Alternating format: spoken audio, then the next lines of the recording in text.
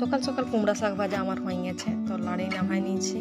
আর এই যে কাটা আছে এইখানে কুমড়া পুঁইখাড়া আলু, তো সেটা এটা হওয়ার পরে ওইটা রাঁধবো। তো এটা এখন নামাই নিয়েছি, এটা রাঁধে নিয়েছি। আর এখানে তেল গরম করতে দিয়ে নিয়েছি, তেলটা গরম হোক আর এটা দিব।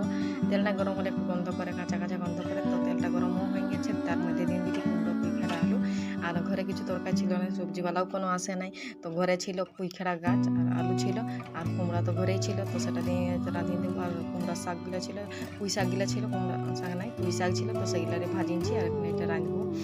আর এখানে ঢাকা দিয়ে দিলি ভালো করে সিজুক এখন। আর আঁচটা ভালো করে একটু মদকাইন দিলি ভালো করে সিদ্ধ হবে। আর আমি এটা এখন সিজুক, আমি এখন অন্য কাজ করি। আর এখানে বাটা আছে, আদা রসুন পেঁয়াজ বাটিয়ে রাখিয়েছিলি আগেই।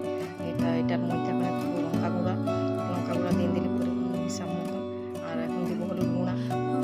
তো হলুদ গুঁড়া দিব এখন। তো হলুদ গুঁড়া শেষ হয়ে গিয়েছিলো, তো সেটা ঝাড়ি সব কিছু যতটা ছিল